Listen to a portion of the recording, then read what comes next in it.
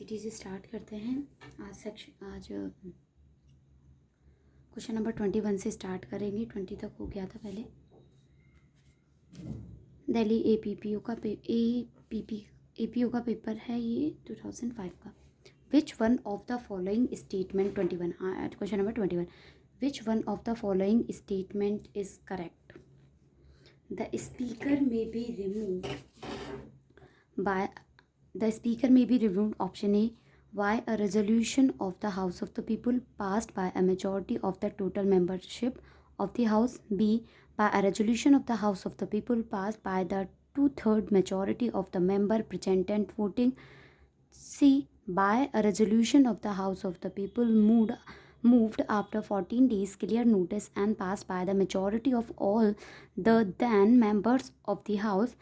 And D, by a resolution of the House of the People moved after 14 days clear notice and passed by 2/3 majority of the member present and voting. And the article 94 से deal करता है ये। Article 94 से deal करता है और उसमें ये प्रोविज़न दिए हुए हैं कि अगर स्पीकर है, मतलब स्पीकर को कब कब आप रिमूव कर सकते हैं।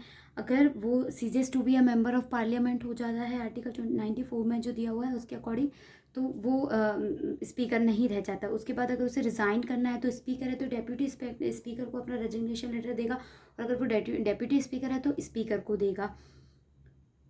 And the option is by a majority of all the member of the house. Majority चाहिए all the member of the house. तो इसके अकॉर्डिंग अगर हम ऑप्शन देखते हैं by a resolution of the house of the people pass by the majority of the total membership of house, answer A होना चाहिए। लेकिन नहीं, वहाँ पे एक प्रोविज़ो भी ऐड किया हुआ है। जल्दी से जब हम पढ़ते हैं तो छोड़ देते हैं प्रोविज़ो को। उसमें ये है कि कोई भी जो आपने कोई भी रिमूवल हुआ है वो वैलिड नहीं होगा अनटिल एंड अनलेस 14 डेज़ का नोटिस अगर नहीं दिया गया है तो। और 14 डेज़ के नोटिस के साथ पूरी बात आपके सी में आती है। By a resolution of the house of the people moved after 14 days clear notice and passed by the majority of all then the member of the house. So इसका आंसर होगा सी, क्योंकि 14 डेज का notice required है। Majority चाहिए total membership of the house की। 22 देखते हैं, इसका answer C. Which one of the following statement is correct? An ordinary bill introduce in Lok Sabha और राज्यसभा बिकम लॉ। ये बहुत जनरल प्रोविजन है। If you are a law student you very well know कि कोई भी बिल है वो एक्ट कब बनता है, when it is assent is given by the president. तो इसमें आंसर आप अगर और ये आर्टिकल कहाँ दिया हुआ है, ये 111 111 में ये दिया हुआ है कि एसेंट ऑफ द प्रेसिडेंट के बाद ही कोई भी बिल बनता है। तो हम ऑप्शन पे आते हैं। N ordinary bill introduce in Lok Sabha Rajya Sabha become law when it is pass bye both the house and ascent of the president is receive. तो आंसर इज ए। और जब आप 111 आर्टिकल रीड आउट करेंगे तो उसमें दिया हुआ है कि किसी भी बिल को अगर दोनों हाउस ऑफ पार्लियामेंट से पास करने के बाद उसे प्रेसिडेंट के पास भेजेंगे। And the president have the power to assent और the withhold the bill. If the president give the assent it's become a act. If withhold the assent and send for reconsideration to both the houses of parliament, and if both the houses of parliament not pass the and the same part if they pass the same bill again without any amendment, then ये question भी कई बार पूछा जाता है। तो ये mandatory, ये शैल word use हुआ है तो प्रेसिडेंट को वो पास करना ही पड़ेगा। अगर रीसेंड किया है पार्लियामेंट ने पास करने के बाद विदाउट द अमेंडमेंट या विद द अमेंडमेंट, एक बार अगर भेज दिया है दोबारा भेजा है, अगर उसने रीसेंड कर दिया है पार्लियामेंट ने, तो अब आप एसेंट देनी ही होगी प्रेसिडेंट को। Article 1111। Question number 23 which one of the following statement is correct? The president can issue a proclamation of emergency on the advice of Prime Minister, on the advice of Council of Minister, in his own discretion, when the decision of the Union Cabinet for the issuance of such a proclamation has been communicated to him in writing. Article amendment आया था 44 amendment आया था, उसके through ये amend किया गया था। जब हमारे देश में इमरजेंसी लगी थी इंटरनल एग्रेशन को लेके, कि इंटरनल डिस्टर्बेंस को लेके जब हमारी इंडिया में इमरजेंसी लगी थी, तब उन्होंने ये देखा था कि बहुत ही डिस्क्रिशनरी पावर दे दी गई है प्राइम मिनिस्टर को, कि वो चाहे तब इमरजेंसी लगा सकता है। लेकिन उस चीज़ को हटेल करने के लिए, रोकने के लिए उन्होंने एक 44th अमेंडमेंट पास करवाया लेजिस्लेशन के थ्रू। उन्होंने बोला कि कोई भी बिल इमरजेंसी का तब तक नहीं होगा when the decision of the union cabinet for the issuance of such proclamation has been communicated in writing. जब तक यूनियन कैबिनेट इशू नहीं कर सकती, यूनियन कैबिनेट एक इशू करेगी प्रोक्लेमेशन, उसे राइटिंग में देगी, किसको? प्रेसिडेंट को। After that the president have a power to issue a proclamation without the that proclamation written में अगर नहीं मिलता है तो प्रेसिडेंट आपके प्रोक्लेमेशन नहीं लगा सकते। इसके लिए आपको देखना होगा amendment 44। Now question, and then the answer of this question is D is correct. Question number 24, match list with the list second.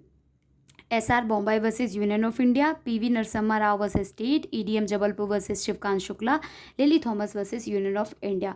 तो अगर डायरेक्टली आप देखते हैं, EDM जबलपुर सबको पता है आर्टिकल 21 का ये केस है, हेबियस कॉर्पस केस के नाम से भी हमें जानते हैं। लाइफ ऑफ लिबर्टी आप किसी की नहीं रेस्ट्रिक्ट कर सकते एक्सेप्ट द प्रोसीजर एस्टेबलाइज लॉ। तो EDM जबलपुर का केस आर्टिकल 21 के साथ सीधे सीधे जा रहा है।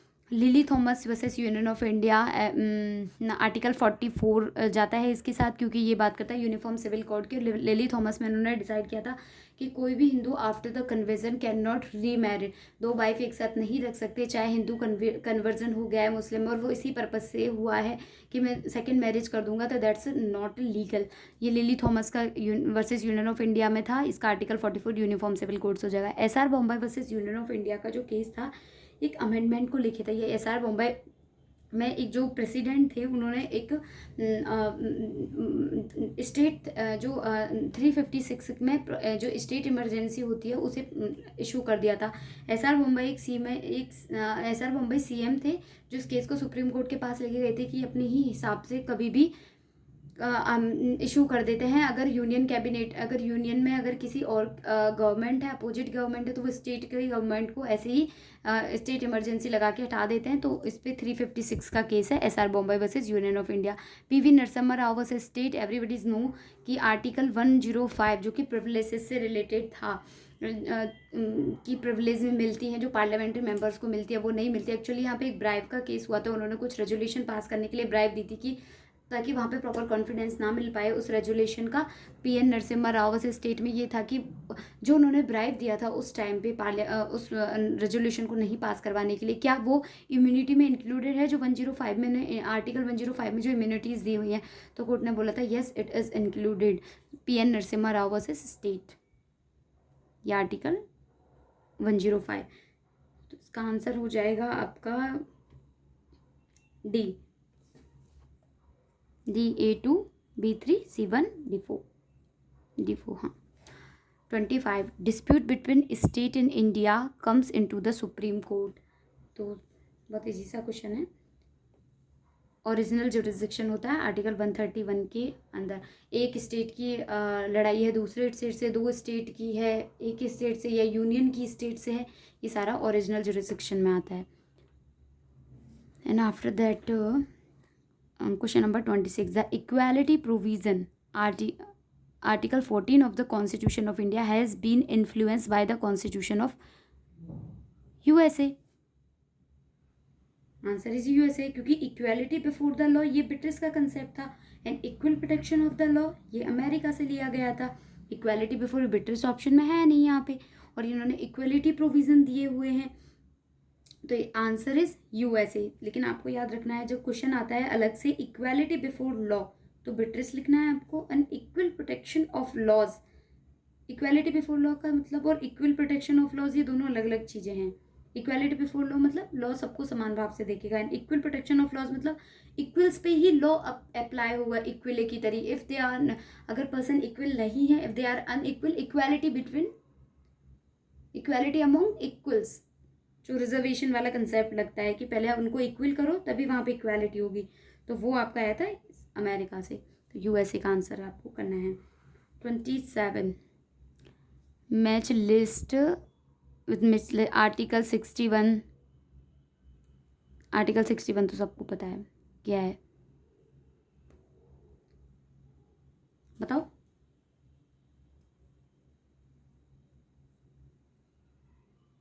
मैं बताती हूँ।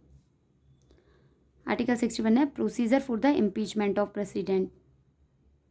71 है आपका article matter relating to election of the president और the vice president.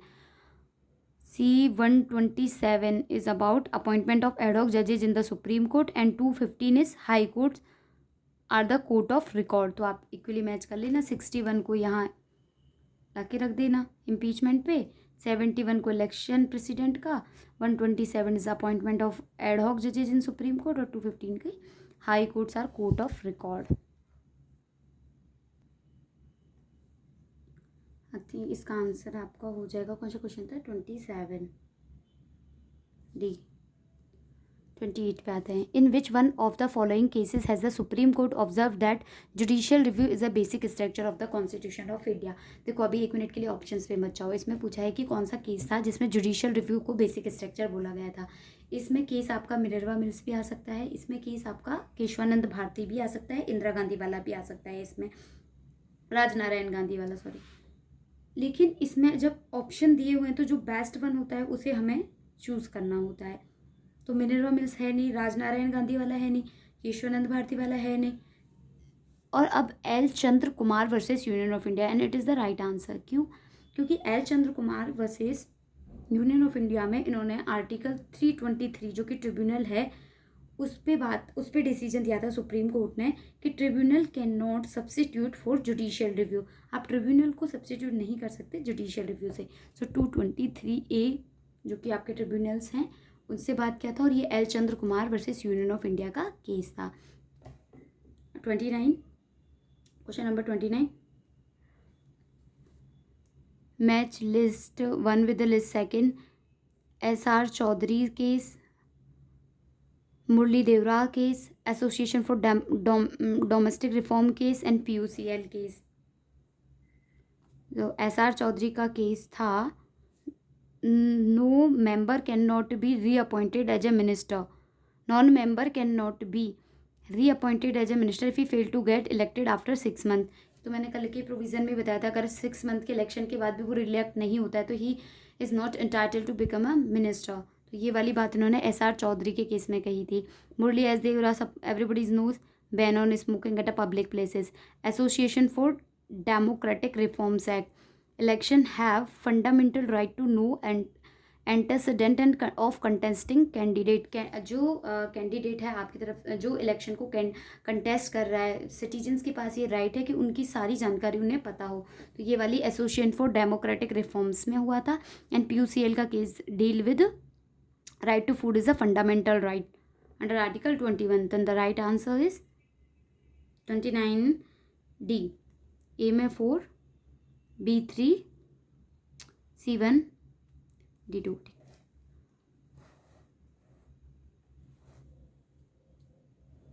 Who among the following can remove a judge of a high court from his office? सबको पता है हाई कोर्ट के जज का जो रिमूवल होता है वो कैसे होता है, सेम जैसे सुप्रीम कोर्ट के जज का रिमूवल होता है। सुप्रीम कोर्ट के जज का रिमूवल कैसे होता है, अकॉर्डिंग टू इम्पीचमेंट। इम्पीचमेंट कैसे होता है, एक पार्लियामेंट रेजोल्यूशन पास करती है, उसके बाद प्रेसिडेंट के पास जाता है, तब जाके उनका इम्पीचमेंट हो जाए। आर्टिकल 124 के सब क्लॉज 4 में सुप्रीम कोर्ट का इम्पीचमेंट दिया हुआ है। वहीं से आपने हाई कोर्ट का भी, क्योंकि उसमें सेम प्रोसीजर लिखा हुआ है कि जो सुप्रीम कोर्ट का होगा वही हाई कोर्ट का होगा, तो इसलिए इसका आंसर होगा president on the basis of resolution passed by both the houses of parliament. जब both the houses of parliament एक रेजोल्यूशन पास करते हैं तो प्रेसिडेंट के बेसिस पे उनकी रिमूवल हो जाती है।